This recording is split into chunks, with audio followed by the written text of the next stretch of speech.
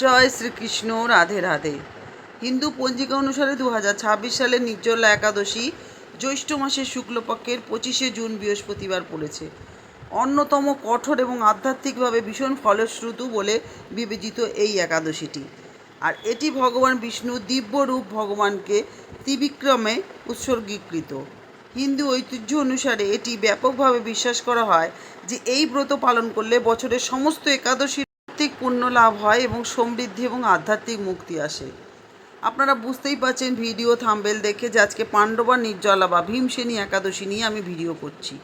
আপনারা যারা একাদশী করেন তারা অবশ্যই ভিডিওটা দেখবেন এবং সকলের সাথে শেয়ার করে দেবেন। ভগবানের আশীর্বাদ কৃপা পেতে অবশ্যই কিন্তু আপনারা সকলের সাথে ভগবানের কথা শেয়ার করবেন। যত শেয়ার করবেন বলবেন ততই কিন্তু আপনাদের নিজেদের জন্য পুণ্য। তো আমি আজকে বিস্তারিত বলবো এই একাদশীর সম্বন্ধে, কেন এটা পাণ্ডবা নির্জলা একাদশী, কেন নির্জলা নাম, সব কিছুই আসবো। তাৎপর্য, গুরুত্ব, কবে পড়েছে, নিয়ম, তাছাড়াও আমি ব্রত মাহাত্ম্য কথাটাও আপনাদের সাথে শেয়ার করব। আপনারা সাথে থাকুন, পাশে থাকুন। আর একটাই কথা বলবো, যদি আজকে এই চ্যানেলে নতুন হয়ে থাকেন অবশ্যই চ্যানেলটা সাবস্ক্রিপশন করে রাখবেন, উৎসাহ দিতে থাকবেন, লাইক কমেন্ট শেয়ার করতে ভুলবেন না। কমেন্ট বক্সে অবশ্যই জয় শ্রী বিষ্ণু, জয় শ্রী বিষ্ণু, জয় শ্রী বিষ্ণু 3 বার লিখবেন। অবশ্যই আপনারা আমাকে বলবেন কারা আপনারা নির্জলা আছেন, নির্জলা থেকেই উপোসটা করতে পেরেছেন বা পারবেন, আমাকে সেটা জানাবেন। আর এই চ্যানেলের বেল আইকন প্রেস করে রাখবেন, তাহলে আমি এই ধরনের মোটিভেশন, ইনফরমেশন এবং ধর্মীয় বিষয়ক যে ভিডিওগুলো দিয়ে থাকি সেগুলোই আপনারা তৎক্ষণাৎ পেয়ে যাবেন। আপনারা জানেন অনেক সময় একাদশী আগের দিন পরের দিন করে অনেকে পালন করে, তো সেই হিসাবে ইস্কনের যে মন্দির আছে, ইস্কন থেকে যে পালন করা হয় সেটা কিন্তু শুক্রবার একাদশী পড়েছে। আর এমনি ক্যালেন্ডার অনুযায়ী 25শে জুন বৃহস্পতিবার এই পাণ্ডবা নির্জলা বা ভীমসেনী একাদশী পড়েছে। অনেকে শুক্রবারে করবেন, যারা শুক্রবারে করবেন তারা শনিবারে পালন করবেন, যারা বৃহস্পতিবার ব্রত করবেন তারা শুক্রবারে পালন রাখবেন। আমি যারা বৃহস্পতিবার করছে তাদের একাদশী তিথি শুরু হচ্ছে কখন আমি বিস্তারিত জানাই আপনাদের। সেটা হচ্ছে 24শে জুন 2026 সন্ধে 6:12 মানে বুধবার। আর একাদশী তিথি শেষ হচ্ছে 25শে জুন 2026 রাত্রির 8:09। আর হরিবাসর শেষ হচ্ছে 26শে জুন ভোর 2:43। আর দ্বাদশীর শেষ মুহূর্ত হচ্ছে 26শে জুন রাত্রির 10:22। আর পারণের সময় হচ্ছে 26শে জুন সকাল 5:47 থেকে সকাল 8:28 মধ্যে আপনারা পালন করে নেবেন। এই পাণ্ডবা নির্জলা একাদশী কী, এর তাৎপর্যটা আমি একটু আপনাদের সাথে শেয়ার করি।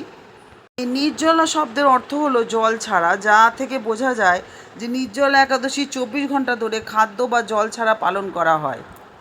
এই নির্জলা একাদশীকে ভীমসেনী একাদশীও বলে। পাণ্ডব নির্জলা একাদশী এবং পাপনাশিনী একাদশী নামেও ডাকা হয়। আন্তরিকভাবে এবং ভক্তির সাথে এই ব্রত পালন করলে অন্য সমস্ত একাদশীর সম্মিলিত যে পুণ্যফল তার সমান বলে বিশ্বাস করা হয় এই একাদশীর ফলে। কারণ এটি শরীরকে শুদ্ধ করে এবং ভক্তদের ভগবান বিষ্ণুর পবিত্র আবাস বৈকুণ্ঠের নিকটবর্তী করে তোলে। আসুন আমরা এই একাদশীর তাৎপর্য জেনে নিই। বলা হয় নির্জলা একাদশী পালন করলে ভক্তদের সমৃদ্ধি এবং দীর্ঘায়ু লাভ হয়।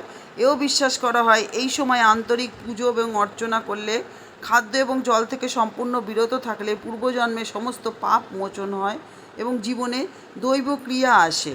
যারা বছরে 24টা একাদশী পালন করতে পারেন না তাদের জন্য এই একাদশী পালন করা বিশেষভাবে পুণ্য। ধর্মগ্রন্থে নির্জলা একাদশীকে সমস্ত একাদশীর মধ্যে সবথেকে কঠোর বলে মানা হয় এবং বলা হয় এই একাদশী পালন করলে সারা বছর পালিত সমস্ত একাদশীর সম্মিলিত আধ্যাত্মিক পুণ্য লাভ হয়। আর এই উপবাস করলে দেহ এবং মনের শুদ্ধিকরণের কাজ হয়, কারণ এটি জলপান থেকে কঠোরভাবে বিরত থাকার মাধ্যমে পালন করা হয়। বর্ষা মৌসুমের ঠিক আগেই অনুষ্ঠিত হওয়া ঐতিহ্যগতভাবে বিশ্বাস করা হয় এটি শরীরকে পরিশুদ্ধ করতে সাহায্য করে এবং আত্মসংযম এবং ভক্তির মাধ্যমে আধ্যাত্মিক শৃঙ্খলাকে শক্তিশালী করে। আন্তরিকতার সাথে যদি নির্জলা একাদশী পালন করা যায় তাহলে ভক্তরা মৃত্যুর পরে মোক্ষ লাভ তো করেই, তাছাড়াও ভগবান বিষ্ণুর দিব্য ধাম বৈকুণ্ঠ প্রাপ্তি ঘটে। আসুন এবার আমরা জেনে নিই পাণ্ডবা নির্জলা বা ভীমসেনী একাদশীর আচার বা নিয়মগুলো। নির্জলা একাদশীতে জলপান না করে পালন করা হয়, যা এটিকে অন্যতম কঠোর এবং পবিত্র একাদশী বলে মানা হয়। এই উপবাস 24 ঘন্টা ধরে চলে, যা একাদশী তিথি সূর্যোদয় থেকে দ্বাদশী তিথি সূর্যোদয় পর্যন্ত পালন করা হয়। অসুস্থ বা ঔষধ সেবনকারী ভক্তদের আংশিক উপবাস পালনের পরামর্শ দেওয়া হয়, কারণ কঠোর নিয়মের মধ্যে চেয়ে ভক্তি অধিক পবিত্র। ভক্তি দরকার আর কি। আপনারা যদি অসুস্থ থাকেন অবশ্যই কিন্তু এই নির্জলা করার দরকার নেই, আপনারা ফল জল খেয়েও করতে পারেন অন্যান্য একাদশীর মতো। একাদশীর আগের দিন দশমীর দিন আপনারা একবার খাবেন, দিনে একবার খাবেন, আর রাত্রেবেলা আপনারা অন্য হালকা কিছু খেয়ে থাকবেন, মানে একবার আহার করবেন, মানে দুপুরবেলা আপনারা খেয়ে নেবেন, আর সন্ধেবেলা আপনারা ভগবানের নামে থাকবেন। আর যেদিনকে আপনারা উপোস করবেন একাদশীর দিন, অবশ্যই আপনারা সকাল সকাল ঘুম থেকে উঠবেন, পরিষ্কার বস্ত্র পরবেন, হলুদ হলে ভালো হয়, যেহেতু ভগবান বিষ্ণুর প্রিয় রং হচ্ছে হলুদ রং। তারপরে একটা আসন করবেন, সেখানে বিষ্ণুকে স্থাপিত করে সুন্দরভাবে ভগবানকে সাজাবেন। পুজোর অংশ হিসাবে অবশ্যই তুলসী পাতা ভগবানকে প্রদান করবেন, কারণ ভগবান বিষ্ণু তুলসী ভীষণ ভালোবাসেন। আর সেই তুলসী কিন্তু আগে তুলে রাখবেন, ওই দিনকে কিন্তু তুলসী তোলা যায় না। তুলসী নিবেদন তো করবেনই, তারপরে ফল ফুল মিষ্টি ভগবানকে দেবেন, তার প্রিয় ফল মিষ্টি, বিশেষ করে হলুদ রঙের ফল হলে ভগবান বেশি সন্তুষ্ট হন। আর একাদশী পালনকারীরা অবশ্যই বিষ্ণু মন্দিরে বা নিজের ঘরেও আপনারা পুজো পার্বণে অংশ নিতে পারবেন। আপনারা বিষ্ণু চালিসা, ভগবান বিষ্ণুর সহস্র নাম, ভগবদ গীতা এগুলো পাঠ করতে পারেন। তাছাড়াও ওম নমো ভগবতে বাসুদেবায় নমো, এটা 108 বার আপনারা পড়তে পারেন। বিষ্ণুর 108 নাম আপনারা পড়তে পারেন। আর অনেকে আছে রাত্রি জাগরণ করে, যারা পারেন তারা করেন। আর আপনারা জানেন সব কিছু ব্রতের মধ্যেই কিন্তু সর্বশ্রেষ্ঠ হচ্ছে দান কর্ম। আপনারা দান কিন্তু অবশ্যই করবেন কম বেশি।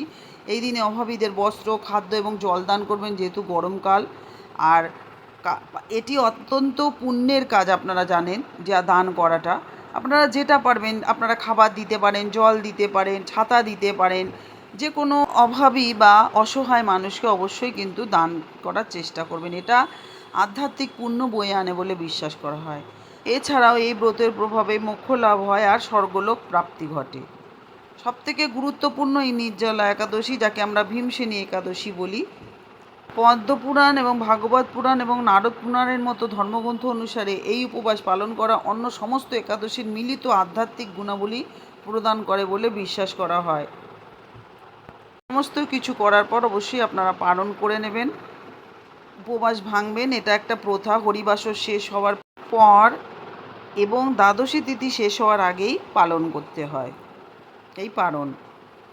আর পারণের সময়টা আমি আরেকবার বলে দিই, 2026 সালের পারণের সময় হলো ভোর 5:47 থেকে সকাল 8:28-এর মধ্যে আপনারা পারণ ক্রিয়া সম্পাদন করবেন। এবার আসুন আজকে আমরা এই ব্রতের মাহাত্ম্য বা ব্রত কথাটা শ্রবণ করি। জয় শ্রীকৃষ্ণ, রাধে রাধে। সকলের মঙ্গল করো শ্রী বিষ্ণু। এই জ্যৈষ্ঠ মাসের শুক্লপক্ষের এই নির্জলা একাদশীর ব্রত সম্পর্কে ব্রহ্মবৈবর্ত পুরাণে শ্রী ভীমসেন ব্যাসদেব সংবাদে বর্ণিত হয়েছে। মহারাজ যুধিষ্ঠির বললেন, হে জনার্দন, আমি অপরা একাদশীর সমস্ত মাহাত্ম্য শ্রবণ করলাম। এখন জ্যৈষ্ঠ শুক্লপক্ষের একাদশীর নাম এবং মাহাত্ম্য কৃপাপূর্বক আমার কাছে বর্ণনা করুন। শ্রীকৃষ্ণ বললেন, এই একাদশীর কথা মহর্ষি ব্যাসদেব বর্ণনা করবেন, কেননা তিনি সর্বশাস্ত্রের অর্থ এবং তত্ত্ব পূর্ণরূপে জানেন। রাজা যুধিষ্ঠির ব্যাসদেবকে বললেন, হে মহর্ষি দ্বৈপায়ন, আমি মানুষের লৌকিক ধর্ম এবং জ্ঞানকাণ্ডের বিষয় অনেক শ্রবণ করেছি। আপনি যথাযথভাবে ভক্তি বিষয়িনী কিছু ধর্মকথা এখন আমায় বর্ণনা করুন। শ্রী ব্যাসদেব বললেন, হে মহারাজ, তুমি যেসব ধর্মকথা শুনেছ, এই কলিযুগে মানুষের পক্ষে সে সমস্ত পালন করা অত্যন্ত কঠিন, যা সুখে সামান্য খরচে অল্প কষ্টে সম্পাদন করা যায়, অথচ মহাফল প্রদান করে এবং সমস্ত শাস্ত্রের সারস্বরূপ সেই ধর্মই কলিযুগের মানুষের পক্ষে করা শ্রেয়। সেই ধর্মকথার কথা এখন আপনার কাছে বলছি। উভয় পক্ষের একাদশীর দিনে ভোজন না করে উপবাস ব্রত করবে। দ্বাদশীর দিনে স্নান করে শুদ্ধি চিত্ত হয়ে নিত্যকৃত্য সমাপনের পর শ্রীকৃষ্ণের অর্চন করিবে। এরপর ব্রাহ্মণদের প্রসাদ দিতেও এই ব্রত কখনো ত্যাগ করবে না। যে সকল ব্যক্তি স্বর্গে যেতে চায় তাদের সারা জীবন এই ব্রত পালন করা উচিত। পাপকর্মে রত ধর্মহীন ব্যক্তিরাও যদি এই একাদশীর দিনে ভোজন না করে তবে তারা যম যাতনা থেকে রক্ষা পায়। শ্রী ব্যাসদেবের এসব কথা শুনে গদাধর ভীমসেন অসত্য পাতার মতো কাঁপতে কাঁপতে বলতে লাগলেন, হে মহাবুদ্ধি পিতামহ, মাতা কুন্তী, দ্রৌপদী, ভ্রাতা যুধিষ্ঠির, অর্জুন, নকুল, সহদেব এরা কেউই একাদশীর দিন ভোজন করে না। আমাকেও অন্ন গ্রহণ করতে নিষেধ করে, কিন্তু এই দুঃসাহ ক্ষুধা যন্ত্রণার জন্য আমি উপবাস করতে পারি না। ভীমসেনের এই রকম কথায় ব্যাসদেব বলতে লাগলেন, যদি স্বর্ণাদি দিব্যধাম লাভে তোমার একান্ত ইচ্ছা থাকে তবে উভয় পক্ষের একাদশীতে ভোজন করবে না। তদুত্তরে ভীমসেন বললেন, আমার নিবেদন এই যে উপবাস তো দূরের কথা, দিনে একবার ভোজন করে থাকাও আমার পক্ষে অসম্ভব, কারণ আমার উদরে বৃক নামে অগ্নি আছে, ভোজন না করলে কিছুতেই সে শান্ত হয় না। তাই প্রতিটি একাদশী পালনে আমি একেবারেই অপারগ। হে মহর্ষি, বছরে একটি মাত্র একাদশী পালন করে যাতে আমি দিব্যধাম লাভ করতে পারি, এই রকম কোনো একাদশীর কথা আমাকে নিশ্চিত করে বলুন। তখন ব্যাসদেব বললেন, জ্যৈষ্ঠ মাসের শুক্লপক্ষের একাদশী তিথিতে জলপান পর্যন্ত না করে সম্পূর্ণ উপবাস থাকবে, তবে আচমনে দোষ হবে না। ওই দিন অন্নাদি গ্রহণ করলে ব্রত ভঙ্গ হয়। একাদশীর দিন সূর্যোদয় থেকে দ্বাদশীর দিন সূর্যাস্ত পর্যন্ত জলপান বর্জন করলে অনায়াসে 12টি একাদশীর ফল লাভ হয় এই একটা একাদশীতেই।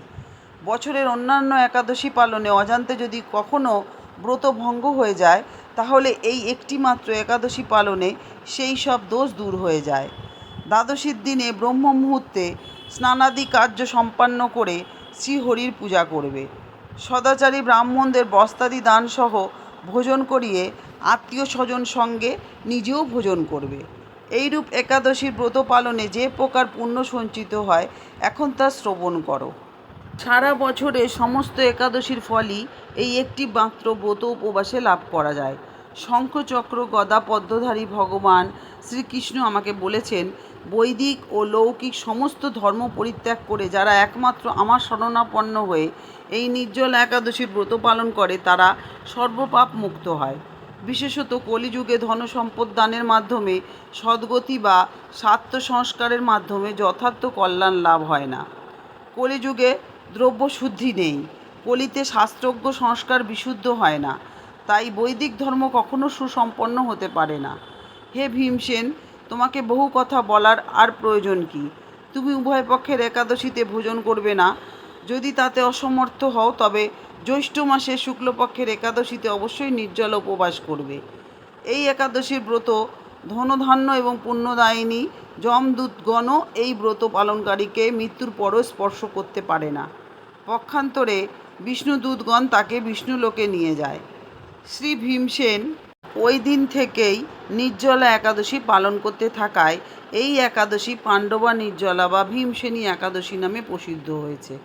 এই নির্জলা একাদশীতে পবিত্র তীর্থস্থানে স্নান, দান, জপ, কীর্তন ইত্যাদি যা কিছু মানুষ করে তা অক্ষয় হয়ে যায়।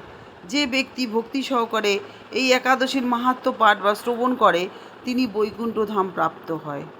অথ শ্রী পাণ্ডবা নির্জলা বা ভীমসেনী একাদশীর ব্রত কথা সমাপ্ত। আশা করি বন্ধুদের ভিডিওটা খুব ভালো লেগেছে। অবশ্যই সকলের সাথে শেয়ার করে সকলকে ভগবানের এই কথা শোনার সুযোগ করে দেবেন। আর বলবো, এতক্ষণ আমার সাথে থাকার জন্য আপনাদেরকে অসংখ্য ধন্যবাদ। সবাই সুস্থ থাকুন, ভালো থাকুন, সুন্দর করে পাণ্ডবা নির্জলা একাদশী পালন করুন। নির্জলাই থাকতে হবে তার কোনো মানে নেই। আপনারা যদি মনে করেন অবশ্যই জল ফল খেয়ে উপোস করতে পারেন। আর কমেন্ট বক্সে অবশ্যই জয় শ্রীকৃষ্ণ, রাধে রাধে, ওম নম বিষ্ণু লিখতে ভুলবেন না। তাহলে আজকে আসি, আবার দেখা হচ্ছে নতুন আর একটা ভিডিওর সাথে। ওম নমো ভগবতে বাসুদেবায় নমঃ। ওম নমো ভগবতে বাসুদেবায় নমঃ। ওম নমো ভগবতে বাসুদেবায় নমঃ।